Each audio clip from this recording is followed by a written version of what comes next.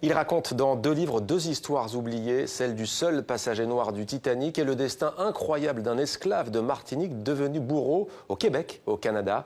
Bonsoir Serge Billet. Bonsoir. Bienvenue et merci d'être avec nous sur TV5 Monde dans 64 minutes. Alors, qui est donc ce seul passager noir du Titanic? On rappelle un navire qui a coulé dans la nuit du 14 au 15 avril 1912. C'était un ingénieur haïtien, donc il a quitté son pays à l'âge de 15 ans.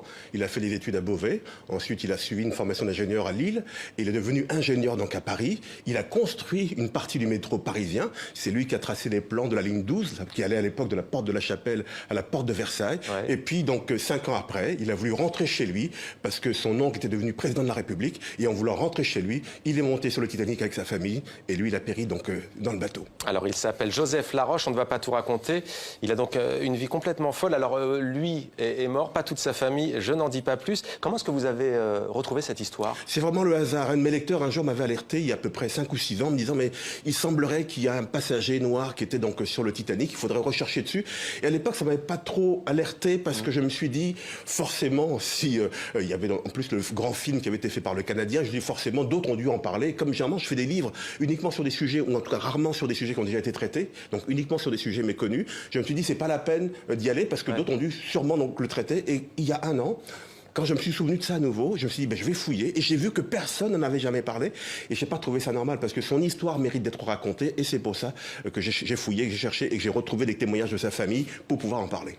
Alors, autre livre, autre histoire. Il s'agit donc de celle d'un esclave martiniquais du XVIIIe siècle qui va, lui, devenir bourreau au Québec. Comment ça s'est passé? C'est extraordinaire. C'est un esclave, un aigle marron, comme on dit aux Antilles. Il s'est enfui 3 fois de l'habitation sur laquelle il était donc esclave parce qu'il n'était pas heureux.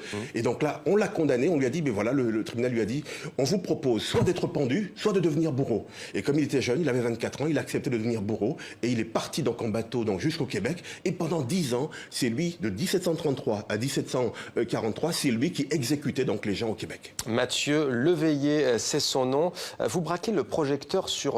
On va peut-être d'abord quand même parler de ce qu'on apprend dans votre livre, ce qui est assez fascinant. Il est gracié, hein, donc ou bien c'est la potence, ou bien il accepte de devenir bourreau.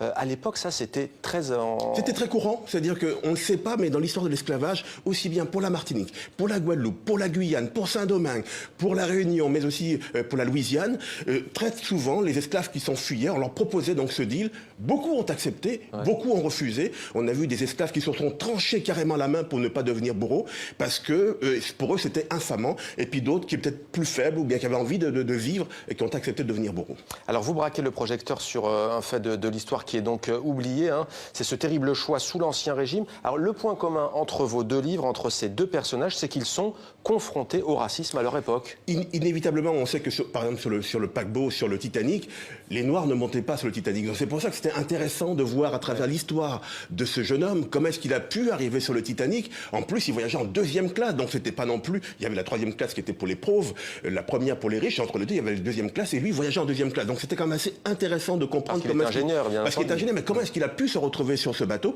Et puis la question également du racisme avec Mathieu Léveillé qui devient donc bourreau au Québec, c'est savoir comment est-ce que justement ce mépris de l'autre fait que dans un système complètement inique, eh bien la victime devient le bourreau. Alors 2 histoires que vous avez exhumées, comment expliquez-vous, Serge Billet, qu'elles soient si méconnues?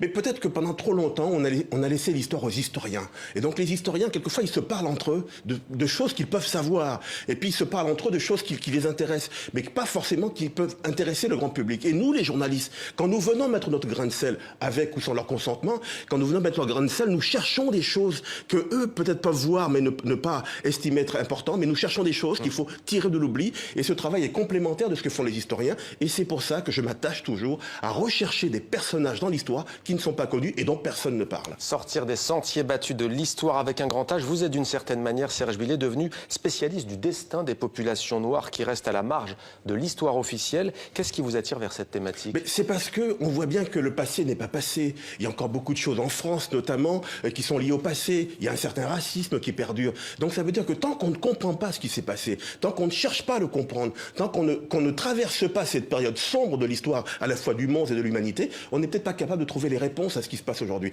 Et donc j'essaie de faire ce travail avec d'autres, bien sûr, pour déjà donc restituer ce passé, pour que chacun puisse y réfléchir, pour trouver les moyens de pouvoir mieux avancer demain et après. après-demain. Le seul passager noir du Titanic, auteur Serge Billet, donc édition Grand Ouest, et puis donc ce livre aussi sur ce destin hors du commun, esclave et bourreau.